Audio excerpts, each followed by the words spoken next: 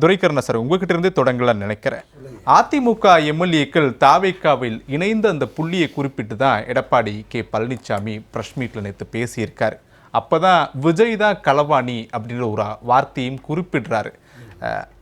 எடப்பாடி பழனிசாமியுடைய பார்வையிலிருந்து அந்த வார்த்தை சரிதானா? அதுலேருந்து தொடங்கலாம்.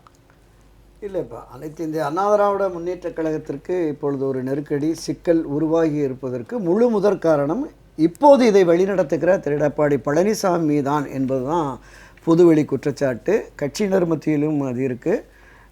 கட்சியில் இருக்கிற மூத்த முன்னோடிகளும் அந்த விமர்சனத்தை முன்வைத்து தான் முகாம் மாறுகிறார்கள். அப்போது இனி அண்ணா திராவிட முன்னேற்றக் கழகத்தை இவரால் வெற்றி பாதைக்கு அழைத்து செல்ல முடியாது. யாருடைய கருத்தையும் யாருடைய ஆலோசனையும் ஏற்க மறுத்து இவர் சுயநலத்தோடு செயல்படுகிறார். கட்சியை கைப்பற்றி வைத்திருக்கிறார். அதை காப்பாற்றி ஆட்சி அதிகாரத்திற்கு கொண்டு செல்லக்கூடிய அளவிற்கான சாமர்த்தியமோ சாதுரியமோ இவரிடம் இல்லை அப்படிங்கிற பார்வை வந்துருச்சு. இந்த நிலைப்பாடு என்பது நிச்சயமாக ஏற்கத்தக்கது அல்ல.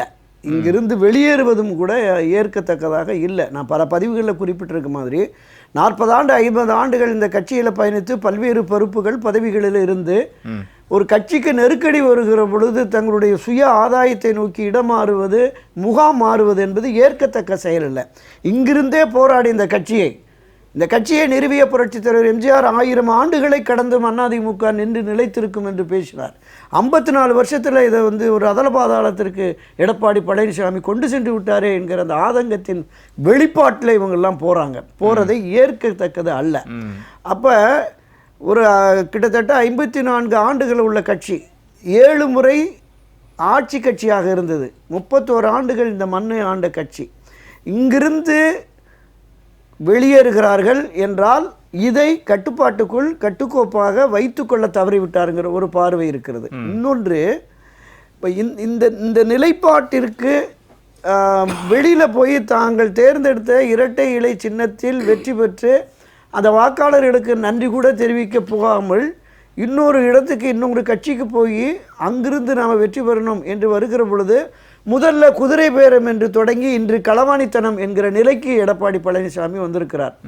களவாட விட்ட அந்த குற்றச் செயல் என்பது எடப்பாடி பழனிசாமியினுடைய செயல் தான் அப்படிங்கிறத நான் பார்க்குறேன்.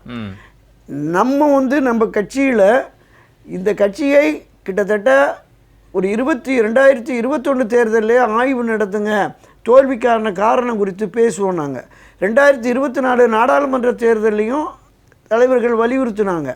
அப்போ இந்த 9-10 ஆண்டுகளாக இந்த செயலில் ஈடுபட்டிருந்தால் கட்சியை ஒற்றுமைப்படுத்த வேண்டும், வலிமைப்படுத்த வேண்டும் என்கிற நோக்கம் உண்மையிலேயே எடப்பாடி பழனிசாமிக்கு இருந்திருந்தால் இத்தகைய சரிவும் பின்னடைவும் வராது. இப்போ முகாம் மாறினவங்க ஒரு சிலர் என்ன சொல்கிறாங்கன்னா, எந்த திமுகவை ஆட்சி அதிகாரத்திலிருந்து அகற்ற வேண்டும் என்று நாம் பாடுபட்டோமோ அதை தாவேகா நிறைவேற்றியிருக்கு. அப்போ தாவேகாவுக்கு தார்மீக ரீதியில் நாம் வெளியிலிருந்து கூட ஆதரவு தருவோம். ஒருங்கிணைந்து தேர்தலுக்கு முன்பாகவே அந்த பேச்சுவார்த்தை நடந்தது. தாவேகாவோடு இணைந்து ஒரு கூட்டணி ஆட்சின்னு அவர் அறிவித்ததுனால அந்த கூட்டணி ஆட்சியை எடுத்துக்கொள்ளலாங்கிற மாதிரி இருந்தது. அது எந்த விதமான பேச்சுவார்த்தை நடந்தது, எப்போ முறிவு வந்ததுங்கிறது நமக்கு தெரியலை. உள்ளே நடந்த விவகாரங்கள். தேர்தலுக்கு பின்பும் அந்த பேச்சு இருந்தது. ஆட்சி அதிகாரத்தில் பங்கு என்கிறார். எனவே நாம் அதில் இப்போதைக்கு இருப்போம் அப்படின்னு ஒரு சாரார் வெளியிலிருந்து ஆதரவு தெரிவிப்போம், ஒரு தார்மீக ஆதரவு. 2-3 ஆண்டுகள் பார்ப்போம், சரியில்லைன்னா அப்போ நம்ம போராட்டத்தை தொடங்குவோம் அரசுக்கு எதிராக. அம்மா புரட்சி தலைவர் இவங்க வழியில் இந்த ஆட்சி நடக்கும்னு நம்பினோம். ஜனநாயக மக்கள் தேர்ந்தெடுக்க அந்த ஆட்சிக்கு நாம் துணை நிற்போம் என்று வந்தோம். அதனால் அந்த திசையிலிருந்து மாறுது, இது மக்கள் விரோத ஆட்சிங்கிற மாதிரி ஒரு 2 வருஷம் நீங்கள் களமாடி அடுத்து போராடுறதுக்கான ஒரு விஷயத்தை கூட முன்னெடுத்திருக்கலாம். இப்போ இது இல்லாத சூழலில் தான் இந்த ஒரு 25 பேர் தனியாக ஒரு நிலைப்பாட்டை எடுக்கிறாங்க.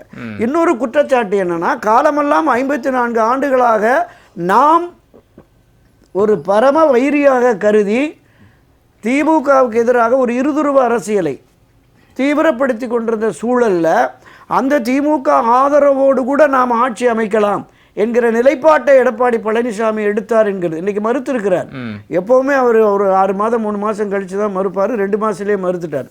நீங்கள் இடதுசாரிகள் சொன்னாங்க ஐயுஎம்எல் சொன்னாங்க, விசிகா சொன்னது, காங்கிரஸ் எல்லாமே சொன்னாங்க. இந்த மாதிரியான ஒரு பேச்சுவார்த்தை அறிவாலய வட்டாரத்தில் நடந்தது, அது உண்மைதான் அப்படின்னு சொன்னாங்க. இன்னைக்கு அவர் மறுத்திருக்கிறார். அவரு அதிமுகவும் திமுகவும் கொள்கை அடிப்படையில் கிட்டத்தட்ட ஒரே பாதை, கொஞ்சம் கொஞ்சம் பயணிப்பாங்க. ஆனால் விமர்சனங்கள் அடிப்படையில், அவர்களுடைய செயல்பாடுகள் அடிப்படையில் அதிமுகவும் திமுகவும் எதிரெதிரான கட்சிகள். தாவேக்காவும் கூட தேர்தல் காலத்தில் அதிமுகவை விமர்சிக்காத வாசகங்கள் இல்லை, சொல்லாத வார்த்தைகள் இல்லை. அப்போ தாவேக்கா பக்கம் போகலாம் அப்படின்ற நிலைப்பாட்டை எடுக்கும்போது ஏன் கட்சியை இன்னும் வலுப்படுத்தலாம் அப்படின்ற எந்த சிந்தனையுமே வரல அதிமுகவுக்குள்ள? இல்லை, அந்த ஒரு கேள்வி முக்கியம். இல்லை, தொடக்கத்தில் நான் அதுதான் சொன்னேன். ஒரு கட்சி ஒரு நெருக்கடியில் இருக்கிறதுனா, இந்த கட்சியில் ஒரு சில 100 பேர்கள் அல்லது சில 1000 பேர்கள் உயர்ந்த பொறுப்புகளில் முன்னாள் அமைச்சர், முன்னாள் எம்பி, முன்னாள் எம்எல்ஏ, முன்னாள் வாரிய தலைவர்னு போகலாம். ஆனால் அடிப்படையிலேயே காலமெல்லாம் ரெட்டலைக்கு வாக்களிப்பது ஒன்றை மட்டுமே தன் வாழ்நாள் கடமையாக கொண்டு புரட்சி திரு எம்ஜிஆர், செல்வி ஜெயலலிதா ரெட்டலை இதுதான் கட்சி என்று பயணிக்கிறார்கள்ல. இப்போ அவங்களும் மனச்சோர்வு ஏற்பட்டு 1 கோடிக்கு மேலே ஓட்டு போட போகல. 2,26,00,000 கார்டு கொடுத்தேன்னு சொல்லி எடப்பாடி பழனிசாமி அவர்கள் பிரகடனப்படுத்தினார். அதில் 1,16,00,000 என்னமோ தான் வந்திருக்கிறது. அப்போ கட்சியின் உறுப்பினர்களோட போகல. அப்போ தலைமை எடுக்கிற முடிவு சரியில்லை, தலைமை வியூகம் சரியில்லை, தலைமை ஒரு தாந்தோன்றித்தனமாக செயல்படுகிறது, இந்த நிலைப்பாடை ஏற்க முடியாது அப்படிங்கிற பார்வை இங்கேயே இருக்கு, தொண்டர்கள்ட்ட இருக்கு, அந்த மூத்த முன்னோடிகள்ட்ட இருக்கு. அதனுடைய வெளிப்பாடு தான் தாவேக்காவுக்கு. ஆமா ஆமா, நீங்க அன்றைக்கு நான் சொன்ன மாதிரி 2021 2024 இந்த காலகட்டங்களில் ஆய்வு நடத்தி இதை ஒரு மீண்டும் ஒரு மீளாய்வுக்கு கொண்டு வந்து கட்சியை வலிமைப்படுத்துவதை விட்டுவிட்டு இப்போ இந்த குதிரை ஓடிய பின் லாயத்தை மூடுதுன்னு சொல்றாங்கல்ல, அது மாதிரி இப்போ தாமதமாக இந்த விஷயத்தை எடுத்திருக்கிறார். சரி, நான் அந்த புள்ளியிலிருந்து நிச்சயமா நிச்சயம் துரைக்கண்ண சார் சுருக்கமா. அது மரியாதைக்குரிய சகோதரர் இதயதுல்லா பேசுகிற போது இந்த கட்சி தாவலில் புரட்சித் தலைவர் எம்ஜிஆரையும் கொண்டு வந்தார். புரட்சி எம்ஜிஆர் அவர்கள் 1920-30களில் இந்த தேசத்திற்காக பாடுபடுகிற காங்கிரஸ் மீதும் மகாத்மா காந்தி மீதும் மிக ஒரு ஈர்ப்பு இருந்தது. அவர் ஒரு காலனா உறுப்பினர் கூட காங்கிரஸில் இல்லை, பதவிகள் எதுலேயுமே இல்லை. 40-50களில் மரியாதைக்குரிய கலைஞர் கருணாநிதி, நாவலர் நெடுஞ்செழியன் அவர்களோடு பழகக்கூடிய ஒரு வாய்ப்பு இருந்த பொழுது அண்ணா அவர்களிடம் அழைத்து சென்று பேசி, ஐயா சொன்ன மாதிரி டிவி நாராயணசாமி அவர்கள் வந்து இது மாதிரி கட்சியில் சேரணும்னு இருக்கிற போது அண்ணா எழுதிய அந்த புத்தகங்களை படித்து, குறிப்பாக பணத்தோட்டம் என்கிற புத்தகத்தை படிச்சுட்டு தான் வர்றாரு.